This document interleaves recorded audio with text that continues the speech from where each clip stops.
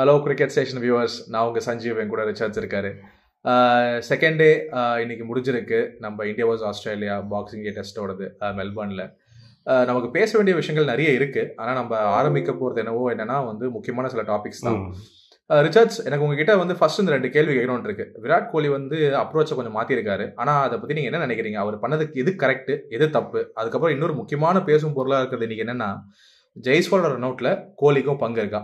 இது 2தோட கேள்வியும் நம்ம இதை பற்றி பேசி ஆரம்பிப்போம். சொல்லுங்க. இதுக்கு ஆன்சர் சொல்றதுக்கு முன்னாடி சஞ்சு, நம்ம வியூவர்ஸ்க்கு ஒரு முக்கியமான விஷயம் சொல்லிடலாம். வீடியோ பார்க்குற எல்லா வியூவர்ஸுமே முடிஞ்ச வரைக்கும் லைக் பண்ணுங்க. நெக்ஸ்ட் இன்னொன்று என்னன்னா, சப்ஸ்கிரைப் பண்ணாத வியூவர்ஸ் சப்ஸ்கிரைப் பண்ணிடுங்க.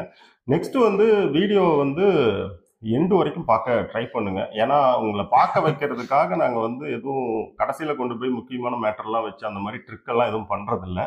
ஸோ எங்கள் ஃப்ளோவில் நாங்கள் விஷயங்களை சொல்கிறோம். சரி, அது வரைக்கும் முடிஞ்ச வரைக்கும் பார்த்து கொஞ்சம் சப்போர்ட் பண்ணுங்க. இப்போ போயிடலாமா சஞ்சு? கண்டிப்பாக கண்டிப்பாக. இன்னைக்கு விராட் கோலி பார்த்தீங்கன்னா ஒரு 28 ரன் எடுக்கிறப்ப பார்த்தீங்கன்னா 65 பால் விளையாடி இருந்தார். அந்த 65 பாலில் அவருக்கு அக்யூரசி பார்த்தீங்கன்னா ஒரு 95 இருந்துச்சு.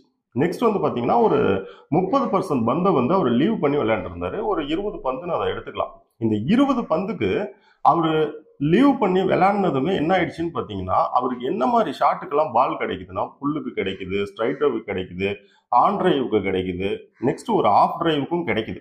இன்னொன்று, அவர் விளையாண்ட ஒரே ஒரு அந்த கவர் டிரைவை கூட எடுத்துக்கிட்டிங்கன்னா, அந்த பந்து ரொம்ப மேலே இருக்கும். அப்படியே மேலே இருந்தாலும் அவரோட ஃப்ரண்ட் ஃபுட்டில் அந்த ஃப்ரண்ட் பேடலுக்கு உள்ள பந்தை கொண்டு லேட்டாக தான் விளையாடுவார் விராட் கோலி.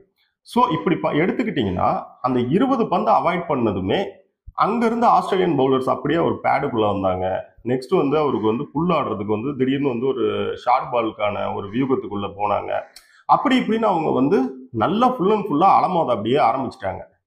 அதுக்கு மொத்தமா விராட் கோலிக்கு எத்தனை பந்து தேவைப்பட்டுச்சுன்னா லீவ் பண்றதுக்கு ஒரு 20 பந்தை லீவ் பண்ணதுமே பாத்தீங்கன்னா டோட்டலா மேட்சோட பேஸே மாறிடுச்சு. விராட் கோலி ஒரு வேற ஒரு ஜோன்ல தெரிகிறாரு, கம்ப்ளீட்டா இருக்கிறாரு பாக்குறதுக்கு. இவ்வளவுதாங்க மொத்தமாவே தேவைப்பட்டுச்சு. அதை கிங் ரொம்ப கரெக்டா செஞ்சாரு. ஆனால் அதுக்கு அடுத்து ஜெய்ஸ்வால் ரன் அவுட்னு ஒன்று குறுக்கால வந்ததும் ஒரே ஓவரில் அவருடைய கான்சன்ட்ரேஷன் அப்படியே மிஸ் ஆகி மறுபடியும் அந்த பழைய பூதம் கிளம்பி ஆஃப் ஸ்டம்புக்கு வெளியே போகிற பாலை போய் இது பண்ணி அவுட் ஆயிட்டாரு. இப்போ நல்லா கவனிங்க செஞ்சோம். இதில் இருக்க விஷயமே என்னன்னு கேட்டிங்கன்னா, ஒன்றுமே கிடையாது. டெஸ்ட் கிரிக்கெட்னா என்ன? எனக்கு எந்த பிரச்சனை இருக்குதோ அந்த பிரச்சனையை நான் அவாய்ட் பண்ணுறேன் அப்படிங்கிறத செஞ்சீங்கன்னா பவுலர்ஸ் உங்ககிட்ட வேற இதை கொண்டு வராங்க. வேற இதை கொண்டு வரப்ப உங்களுக்கு விளையாடுறதுக்கு ஈஸி ஆகுது. கொஞ்சம் கொஞ்சமாக நீங்கள் மேலே முன்னேறி போறீங்க. இவ்வளோதான் மேட்ரு. இதுக்குள்ளே என்னைக்கும் கோலி வந்திருக்கணும். இன்னைக்கும் வந்தாரு. ஆனால் என்ன செஞ்சாருன்னு பார்த்தீங்கன்னா, என்னை ஏதாவது ஒன்று டிஸ்டர்ப் பண்ணிச்சுன்னா டக்குனு என் கான்சன்ட்ரேஷன் நான் லூஸ் பண்ணிடுவேன் அப்படிங்கிற மாதிரி இருக்கு அவர் விளையாடுறது. இது ஆக்சுவலி ஒரு சலிப்பான விஷயமா மாறிடுச்சு சஞ்சு.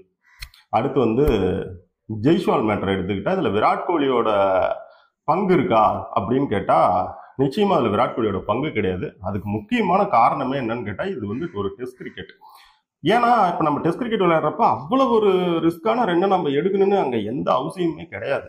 நெக்ஸ்ட் இன்னொன்னு என்னன்னு பாத்தீங்கன்னா, பந்து போற ஆங்கிள் அண்டு அங்க நேரா இருக்க ஃபீல்டரோட பொசிஷன், இது ரெண்டுமே நான் ஸ்ட்ரைக்கர்ல இருக்கிற ஒரு பேட்ஸ்மேனுக்கு அப்படியே மனசுக்குள்ள ஒரு காட்சியாவே வரும். அந்த டவுட் ஒன்று அங்கே கிரியேட் ஆகுது விராட் கோலிக்கு. இந்த பந்து போற ஆங்கிள், அந்த ஃபீல்டர் இருக்கிற பொசிஷனே இது ரொம்ப குயிக்கா அவங்க பந்துகிட்ட வந்துருவாங்க அப்படின்னு அவருக்கு தெரியும். எல்லாருக்குமே தெரியும் ஏறக்குறைய நமக்கு விளையாடினவங்களுக்கு. அப்போ பாத்தீங்கன்னா இது டெஸ்ட் கிரிக்கெட்ன்றதுனால அவர் அதை அவாய்ட் பண்றாரு. ஆனா ஜெய்ஸ்வால் ஃபுல் அண்ட் ஃபுல் ரன்னுக்கு வர்றாரு. ஆனா இதுக்குள்ள ஒரு சிறுபுள்ளத்தனமான ஒரு மேட்ரு முக்கியமானது இருக்கு. அது என்னன்னு பாத்தீங்கன்னா, விராட் கோலி பேட்ல பந்து பட்டாலே நம்ம ஜெய்ஸ்வால் என்ன செய்யறாரு அப்படின்னா, நான் உடனே ஸ்ட்ரைக் ரெண்டுக்கு போயிடணும் அப்படின்னு சில மீட்டர் வெளியே தான் இருக்கிறாரு. நமக்கு மேட்ச் பாக்குறவங்களுக்கு அந்த ப்ரெஷர் அப்படியே தெரியுது. அவர் நம்ம கொடுத்துக்கிட்டே இருக்கிறாரு. Virat Kohli no no no அப்படின்னு கூட்டிட்டு போய்கிட்டே இருக்கிறாரு. இதுக்கு அடுத்து என்ன நடக்குதுன்னா, ஸ்காட் போலண்டோட அந்த ஓவரோட கடைசி பால் அது. அதுக்கு முன்னாடி அவங்களோட 5th பவுலர் மிச்சல் மார்க்ஸ் கிட்ட இருந்து அவர் ஒரு 6 ஒன்று திருடி இருந்தாரு. அப்படியே ஒரு 80க்குள்ள என்டர் ஆயிட்டாரு. ஒரு 82 வந்துட்டாரு. இதுக்கு அடுத்து என்னன்னா, இந்த லாஸ்ட் பால்ல சிங்கிள் எடுத்து மறுபடியும் உள்ள போனா 5th பவுலர் நம்ம கையில கிடைச்சாருன்னா அங்கிருந்து ஒரு 90ஸ்குள்ள என்டர் ஆயிடலாம். லாஸ்ட் ஒரு 20-15 மினிட்ஸுக்கு கம்மின்ஸ் அண்ட் ஸ்டார்க் வந்தா அவங்கள உருட்டி நம்ம என்ன செய்யலாம், செஞ்சுரிக்குள்ள போயிடலாம். இன்னைக்கு செகண்ட் டே நான் எம்சிஜில இருந்து பெவிலியன் போறேன் உள்ளார அப்படின்னா நான் வந்து ஒரு செஞ்சுரி அடிச்சுட்டு என் ஃபேன்ஸோட அப்ளாஸை வாங்கிட்டு தான் போவேன் அப்படிங்கிற அந்த பேராசை தான் இன்னைக்கு ரன் அவுட்டுக்கான முக்கியமான ஒரு காரணம். இது என்னாச்சுன்னு பார்த்தீங்கன்னா, லபுஷேன் வந்து ஒரு வாஷிங்டன் சுந்தரோட ஒரு பந்தை ஸ்மித் வந்து காத்துல அடிப்பாரு, அதே இந்த ஸ்மித் வந்து தரையில ஆடுவாரு. அதே பந்தை பார்த்தீங்கன்னா லபுஷேன் காத்துல அடிச்சு அவுட் ஆவார். ஆனா அதுக்கடுத்து வந்த ஹெட் வந்து டக் அவுட், அதுக்கடுத்து வந்து மார்ஷ் ஒரு 5 ரன்ல கிளம்பிடுவாரு. ஒரே ஒரு தப்பு தான் பல விஷயங்களுக்கு தப்புக்கும் முக்கிய காரணமா இருக்கும். ஆஸ்திரேலியாவுக்கு நேற்று அப்படிதான் இருந்துச்சு, இன்னைக்கு இந்தியாவுக்கு ஜெய்ஸ்வால் பண்ண விஷயம் அப்படிதான் இருக்கு. ஸோ இந்த விஷயத்துல வந்து விராட் கோலியோட தப்பு எதுவுமே கிடையாது. ஆனா இந்த விஷயத்துல வந்து ஜெய்ஸ்வால் வந்து அவசரப்பட்டு ரன்னுக்கு வந்தாருன்னு மட்டும் கிடையாது. அந்த ரன்னுக்கு வர்றதுக்கு பின்னாடி அவருக்கு ஒரு நோக்கம் இருந்துச்சு. அந்த நோக்கமே முதல்ல தப்பானது. ஆனா போக போக அவர் இதெல்லாம் கொஞ்சம் சரிப்படுத்திக்கணும் செஞ்சு. சரி, அது நம்ம டைம் காரணமாக வந்து நீங்கள் சொல்லிட்டீங்க இந்த மாதிரி வந்து ஜெய்ஸ்வால் மேலே தான் வந்து ஒரு நோக்கம் இருந்தது, அதில் தான் தப்பு இருக்குன்னு. அடுத்து ஒரு முக்கியமான சில சம்பவங்கள்லாம் நடந்தது. இப்போ ஆகாஷ் தீப்பை வந்து நைட் வாட்ச்மேனா அந்த டைமில் அவ்வளோ டைம் இருக்கும்போது அமைச்சது கரெக்டாக நினைக்கிறீங்களா? சத்தியமாக அதெல்லாம் ஒரு முட்டாள்தனமான முடிவு. அது எப்படி தான் அந்த இந்தியன் திங்க் டேங்க் வந்து அதெல்லாம் யோசிக்கிறாங்கன்னு எனக்கு தெரியல. அவர் ஆக்சுவலி வந்து பார்த்தீங்கன்னா அவர் ரெடி ஆகுறாரு. ஒரு நம்ம டைமுக்கு வந்து ஒரு 12 மணிக்கு ரெடி ஆகுறாரு. எனக்கு ரெடி ஆகுறப்ப ஆச்சரியமா இருக்கு. இப்ப அவர் ரெடி ஆகுறாரு, யாரை அனுப்புவாங்க, உண்மையாலுமே இவரை தான் அனுப்ப போறாங்களா அப்படின்னு நான் பார்த்துட்டு இருந்தேன். பார்த்தா அதுக்கு தகுந்த மாதிரி நம்மளும் லாஸ்ட் ஒரு 20 மினிட்ஸ் இருக்கிறப்ப ஜெய்ஸ்வாலும் அவுட் ஆகுறாரு, நேரம் ஆகாஷ் தீப் அனுப்பி விட்டாங்க. இது உடனே நீங்க பாருங்க, ஆகாஷ் தீப்பும் வெளியே போயிட்டாரு. எனக்கு என்ன கொஸ்டின்னா, ஒரு 20 நிமிஷத்துக்கு உங்களுக்கு வந்து ஒரு 5-6 ஓவர் வருது கிடைக்குதுன்னா, உங்க பேட்ஸ்மேன் வந்து அந்த 5-6 ஓவரை வந்து விளையாட மாட்டாங்க. அது கான்பிடன்ஸ் இல்லாம இருக்காங்களா? நீங்க ஒண்ணுமே இல்லைங்க. நீங்க வந்து இந்த எம்சிஜி பிச் மட்டுமே நம்ம எடுத்துக்கலாம். இது என்னன்னா, நீங்க பேட்டிங் டிசிப்ளின் காட்டுறப்ப இது ஒரு குழந்தை மாதிரி உங்க அப்ப ரொம்ப ஈஸியா இருக்கும் உங்களுக்கு. நீங்க இன்னைக்கு ஜெய்ஸ்வாலும் விராட் கோலியும் ஒரு பேட்டிங் டிசிப்ளின் காட்டினப்ப இந்த பிச் உங்களுக்கு ஏதாவது அப்படியே பயங்கரமா தெரிஞ்சுது? அதாவது கண்ணுக்கு எனக்கு எதுவும் தெரியல. ஆனா அவங்க தப்பு பண்ண ஆரம்பிச்சது அங்க என்ன நடந்துச்சுன்னு பாத்தீங்கல்ல, அவ்வளவுதான். அது ஒரு பெரிய அப்படியே ஏதோ ஒரு இது மாதிரி தெரியும். ஆனா நீங்க டிசிப்ளினா இருந்தீங்கன்னா அந்த பிச் உங்களை எதுவுமே செய்யாது. பொதுவாகவே ஆஸ்திரேலியன் விக்கெட்ஸ் வந்து எப்படின்னு கேட்டீங்கன்னா, நீங்க கரெக்டான டிசிப்ளினோட ஒரு பேட்டிங் பண்ண போனீங்கன்னா, உங்களுக்கு அதுக்கான டேலண்ட் இருந்துச்சுன்னா அது ஸ்கோர் கொடுக்கும். அதே மாதிரி உங்களுக்கு பவுலிங்லயும் அதே தான். நீங்க கரெக்டான லைன் அண்ட் லென்த்ல இருப்பீங்க, ஒரு உடைச்சிக்காம எல்லா வேலையிலையும் பிளான்ல லூஸ் பண்ணாம போவீங்க அப்படின்னா விக்கெட் கொடுக்கும். ஸோ வந்து ஆஸ்திரேலியன் கண்டிஷன்ல வந்து என்ன செய்யணுமோ அந்த மந்திரத்தை மிஸ் பண்ணா அப்புறம் அந்த மாதிரி தான் ஒரு பெரிய அடி விழும். இதுதான் வந்து இன்னைக்கு பாத்தீங்கன்னா அந்த 20 நிமிஷத்துக்கு அனுப்பிவிட்டாங்க. எனக்கு கேட்டா இவங்க என்னன்னா, இது எப்படி இருக்குதுன்னா 1 மணி நேரம் இருந்தா கூட ஆகாஷ் தீப் அனுப்புவாங்களாட்டு இருக்கு. சுத்தமா கான்பிடன்ஸே இல்லாத ஒரு டக் அவுட்டா இருக்காங்க. இல்லை, அது புரியுது, அவங்க பண்ண மிஸ்டேக் புரியுது. நம்ம இன்னொரு முக்கியமான ஒரு பேசும் பொருளாம் இது பண்ணி தான் ஆகணும். விராட் கோலியை பற்றி பார்த்துட்டோம். இன்னொரு பாதி இன்னொரு சீனியர் கேப்டன், அவர் 2 பேரையும் தான் வந்து ரிட்டையர் ஆகணும்னு நிறைய பேர் பொதுவாக பேசிகிட்டு இருக்காங்க. இந்த மாதிரி ஃபார்மில் இல்லை, அவங்க வந்து நிறைய எக்ஸ்டர்னல் ரன் கொடுத்துட்டாங்கன்னு. ஆனால் இவராவது அப்போ ஒரு செஞ்சுரி போடுறாரு, ஒரு 30-40 அங்கங்கே ஏதோ தடவையிலவே அடிச்சிடுறாரு, ஒரு அப்ளிகேஷன் நம்ம பார்க்குறோம். ஆனால் ரோஹித் சர்மா இன்னைக்கு ஆடினது ஒரு கான்ஃபிடன்ஸே இல்லாத ஷாட்டு. அவர் ரிட்டையர் ஆகிறதுக்கான எல்லா முயற்சியும் அவர் எடுத்துட்டாருன்னு நினைக்கிறீங்களா? இல்லை அவர் சைடில் இன்னும் வேறு ஏதாவது பண்ணணுமா, இல்லை இன்னும் அவர் டீமில் இருக்கணுமா? உங்கள் கருத்து என்ன ரோஹித் சர்மாவை பற்றி? இப்போ சாம்பியன்ஸ் டிராஃபி பக்கத்தில் இல்லைன்னா டோட்டலாக இன்டர்நேஷனல் கேரியரை குவைட் பண்ணிட்டு போகிறதுக்கான எல்லா காரணத்தையும் அவர் உருவாக்கிட்டாரு, வேலையும் சிறப்பாக செஞ்சுட்டாருன்னு நம்ம சொல்லிடலாம். இப்போ சாம்பியன்ஸ் டிராஃபி ரொம்ப பக்கத்திலேயே கையில் இருக்குது. ஸோ ஒன் டே ஃபார்மேட்டில் இன்னொரு லாஸ்ட் ஐசிசி டிராஃபி அப்படிங்கிற மாதிரி அவர் மூவ் பண்ணலாம். ஆனால் என்னை பொறுத்த வரைக்கும் பார்த்தீங்கன்னா டெஸ்ட் கிரிக்கெட்ல அவருக்கு டைம் வந்துருச்சு. அவரு ஏன்னா அதுக்கு பின்னாடி நிறைய காரணம் இருக்கு. அதாவது அவர் செய்யாத விஷயமே வெளியே காரணம் இருக்கு. அவரோட ஏஜ் இப்போ வந்து 37, ஏப்ரல் வந்தா 38. இப்போ ஒரு WTC சைக்கிள் ஃபுல்லா முடியுது. இவங்களுக்கு அடுத்த WTC சைக்கிள் ஆரம்பிக்கிறதுக்கு பாத்தீங்கன்னா இன்னும் ஒரு 6-7 மாசம் இருக்குது. அப்ப இவர் ஒரு 38க்குள்ள போயிடுவாரு. அடுத்து வேர்ல்டு கிரிக்கெட்ல யங் டேலண்ட்ஸை வந்து பாத்தீங்கன்னா ப்ரொடியூஸ் பண்றதுல இந்தியா வந்து எங்கேயோ இருக்குது. அதாவது பிளேயர்ஸ் இல்லாமலாம் இல்லை. அப்ப இத்தனை விஷயங்கள் இங்க இருக்கு. இதை தாண்டி பாத்தீங்கன்னா ஒரு ஃபார்ம் இல்லாத பேட்ஸ்மேனுக்கு 2 காதுக்கு நடுவுல மண்டையில நிறைய சந்தேகங்களும் ஒரு குழப்பமும் இருந்துகிட்டே இருக்கும். நீங்க பிச்சுக்குள்ள போனா ஆஃப் ஸ்டம்பையே மறந்துடுவீங்க. அங்க பெரிய பூதமே என்னன்னு கேட்டீங்கன்னா, உங்களுக்கு என்ன அந்த ஷார்ட் செலெக்ஷன் தான். ஆடலாமா விடலாமா, எப்படி ஆடலாம், இதுதான் உங்க விக்கெட்டை வந்து காவுவாங்க. அதாவது அந்த ஒரு கிளியரான மைண்ட் செட் இல்லாதது தான் உங்க விக்கெட்டை தூக்கிட்டு போகும். அப்படி இருக்கிறப்ப பாத்தீங்கன்னா ஓகே, ஒரு பேட்ஸ்மேனா நீங்க ஃபார்ம்ல இல்ல, உங்களுக்கு அங்க என்ன பிரச்சனை இருக்குதுன்னு புரிஞ்சுக்க முடியுது. ஆனா ஒரு கேப்டனா உங்களுக்கு என்னங்க பிரச்சனை? ஒரு ஆன்ஃபீல்டு கேப்டன்சில எடுத்துக்கிட்டீங்கன்னா இந்த டெஸ்ட்டுக்கு மட்டுமே எடுத்துக்கோங்க.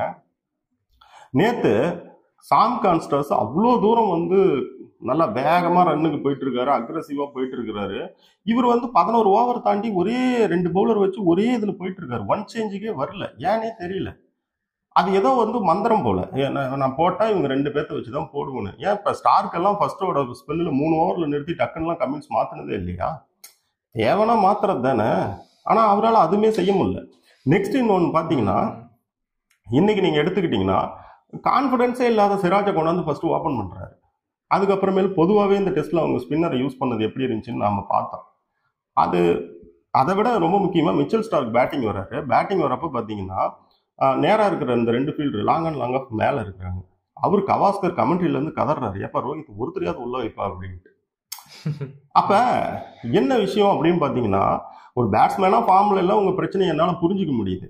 பட் வந்து நீங்க பாருங்க, ஒரு ஆன்ஃபீல்டு கேப்டன்சி உங்களோட இன்னொரு ரோல், அந்த ரோல்லையுமே நீங்க சரியில்லை. ஸோ நீங்க இந்த டோட்டலா எல்லாத்தையும் எடுத்து பார்க்குறப்ப ரோஹித் சர்மா வந்து இன்டர்நேஷனல் டெஸ்ட் கிரிக்கெட்ல இருந்து ரிட்டைர்மெண்ட் அனௌன்ஸ் பண்றதுக்கு கரெக்டான டைம் அது. இன்னொன்று ஒன்றும் தப்பு இல்லைங்க, 38 வயசுல தான் ரவிச்சந்திரன் அஸ்வின் வெளியே வந்தாரு, ஃபார்ம் அவுட்ல கூட இல்லை, அவர் திருப்தியா வந்தார். அவர் வேர்ல்டு நம்பர் 5 போலிங்ல இன்னமும் ரேங்கிங்ல. அப்படி இருக்கப்ப பாத்தீங்கன்னா அவரு திருப்தியா வெளியே வந்தோம்னா சொல்றாரு, 100 டெஸ்ட் விளையாடிட்டான், 500 விக்கெட் எடுத்துட்டு ஏன் ஓகே, எல்லா வருத்தங்களையும் தாண்டி ஏன் ஓகே அப்படின்னு தான் சொல்றாரு. இப்ப இவரையே எடுத்துக்கோங்க, 3 ஃபார்மேட்லயும் கேப்டனா நீங்க ஃபைனல்ஸ் கூட்டு போயிட்டீங்க டீம், ஒரு ஃபார்மேட்ல கப்பும் அடிச்சிட்டீங்க, ஏன் ஓகே, நீங்க செய்ய வேண்டியதா ஏன் ஒன்றும் கரெக்டா ஓரளவுக்கு பண்ணிருக்கீங்க, ஒரு டீம் செட் பண்ணிருக்கிறீங்க, இன்னும் கொஞ்சம் கொஞ்சம் அடுத்து வரவங்க பண்ணுவாங்க, அதனால அவர் போலாம், ஒன்றும் தப்பு கிடையாது. எக்ஸாக்ட். கடைசி முக்கியமான கேள்வி அது ஆக்சுவலி வந்து நேற்று வந்து கோலி, நேற்று சாயங்கால மீடியாலேயே வந்து ஆஸ்திரேலியன் மீடியா வந்து கோலி எல்லாம் வந்து கிளவுன் கோலி அப்படின்லாம் வந்து லேபிள் பண்ணி அது ஒரு பெரிய ஒரு சீண்டி விட்டதாக போச்சு கோலியை. அது வந்து அவர் மைண்டில் ஏதாவது பிளே ஆயிருக்கும்னு நினைக்கிறீங்களா, இல்லை அவங்க அப்படி பண்ணதே கரெக்டுன்னு நினைக்கிறீங்களா? ஆஸ்திரேலியா அவங்க எப்பவுமே இந்த மாதிரி தான் அக்ரெசிவாக போடுவாங்க, பட் அந்த கிளவுன் கோலி சினாரியோ பற்றி உங்கள் கருத்து என்ன? நேற்று நீங்கள் ஒரு விஷயம் இதுக்கு தான் ஆன்சர் சொல்லியிருந்தீங்க, நம்ம யாருக்கும் பயாசடாக இல்லை, விராட் கோலி செஞ்சது தப்பு, அவர் வேணுனே தான் ஒரு ஃபிசிக்கலாக வந்து ஒரு அட்டாக் பண்ண போனார், நீங்க வந்து ஒரு மாதிரி ஸ்லெட்ஜிங் அலோவ் பண்ணலாம், இதெல்லாம் அலோவ் பண்ணக்கூடாதுன்னு சொல்லியிருந்தீங்க. நம்மளோட சேனல் நம்ம 2 பேர்த்தோட முடிவுமே என்னன்னா அது தப்புங்கிறது தான், ஓகேங்களா? நம்ம யாருக்கும் ஆதரவெல்லாம் பேசல. விராட் கோலி எந்த வகையில பொறுப்பு இல்லாம நடந்துகிட்டாரோ அதே வகையில தான் ஆஸ்திரேலியா மீடியாவும் பொறுப்பு இல்லாம நடந்துது. நீங்க கிளவுன் கோமாளி அப்படி இப்படின்லாம் ஒரு வேர்டெல்லாம் இருக்குது பாத்தீங்களா, அதெல்லாம் ரொம்ப அனாவசியமான வேர்டு. இன்னைக்கு வந்து ஆஸ்திரேலியாவோட ஃபார்மர் பிளேயர் வந்து கெரியோ கஃபியோ என்னமோ அவரோட பேர், அவர் வந்து என்ன சொல்லியிருக்காரு அப்படின்னா, நேற்று வந்து விராட் கோலியோட மொத்த கிரிக்கெட் வாழ்க்கையுமே திமிரு ஆணவத்தால தான் கட்டமைக்கப்பட்டது, அவர் ஒரு நல்ல டேலண்டான அவரை மாதிரி ஒரு பிளேயரை பார்த்ததும் அவருக்கால அந்த எரிச்சலை தாங்க முடியல அப்படின்னு பேசிட்டாங்க. இன்னைக்கு வந்து அவர் என்ன சொல்றாரு அப்படின்னா, இல்லைங்க அவர் ஒரு ஸ்வாகரு, அவருக்கு கொஞ்சம் ரொம்ப ஆர்வம் அதிகம், ஆனா பட் வந்து நேற்று நான் அந்த அரகன்ஸ் அப்படிங்கிற மாதிரி ஒரு வேர்டை வந்து நான் யூஸ் பண்ணிருக்கூடாது, நான் விராட் கோலி கிட்ட மன்னிப்பு கேட்டுக்கிறேன்னு சொல்லியிருக்காரு. அது வந்து கரெக்ட், புரியுதுங்களா? ஆனா ஒரு ஃபார்மர் பிளேயருக்கு அந்த வேர்டு வந்து தப்பானதுன்னு புரியுது, வந்து மன்னிப்பு கேட்கிறாரு. விராட் கோலிக்கு ஒரு பக்கம் நீங்க பனிஷ்மெண்ட் பண்ணிட்டீங்க, அப்ப ஒரு ஃபார்மர் பிளேயர் மன்னிப்பு கேட்கிற இடத்துல இருக்கிறப்ப ஒரு மீடியா வந்து இந்த மாதிரி பண்ணலாமா? மீடியா வந்து விராட் கோலியோட பெருசுங்க, அப்படிலாம் செய்யக்கூடாது.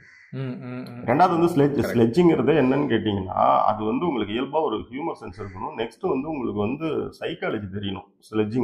ஸ்லெட்ஜிங் நீங்க பண்ணீங்கன்னா பண்றவனுக்கு தான் காண்டாகணும், ஓகேங்களா? அதை கேட்கறவங்களுக்கு நீங்க ஒரு ஸ்டெம் மைக்ல இருந்து கேட்டீங்கன்னாலும் உங்களுக்கு சிரிப்பு வரணும்.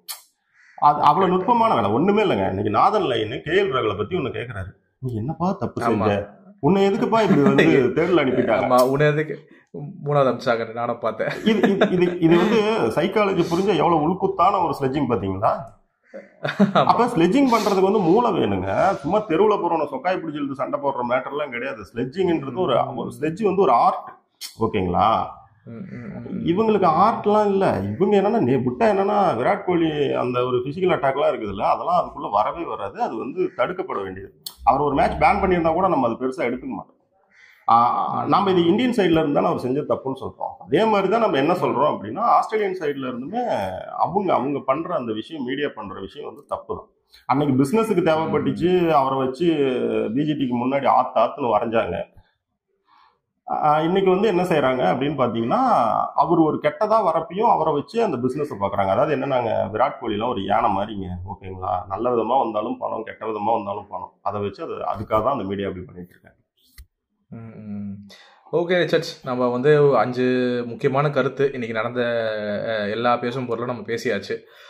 இன்னும் 3 நாள் இருக்கு. மேட்ச் வந்து இந்த திசையில் வேணால் போகலாம். நாளைக்கு முக்கியமான சில பார்ட்னர்ஷிப்ஸ்லாம் வந்து இந்தியா கொடுத்தாங்கன்னா அதுக்கேற்ற மாதிரி அவங்க டிசிஷன் அவங்க சைடில் வந்து மேட்ச் மூவ் ஆகும். இல்லைனா ஆஸ்திரேலியா பக்கம் சாயறதுக்கும் நிறைய வாய்ப்பு இருக்குது. எப்படி போகுதுன்னு பார்ப்போம். நம்ம நாளைக்கு கேம் முடிச்சுட்டு நம்ம நாளைக்கு அனாலிசிஸ்லாம் பார்க்கலாம். Thank you viewers. உங்கள் டைமுக்கு நம்ம முதலே சொன்ன மாதிரி லைக் பண்ணுங்கள், வீடியோவை பிடிச்சிருந்தா சப்ஸ்கிரைபும் பண்ணுங்கள். Thank you Richards. தேங்க்யூ சஞ்சு.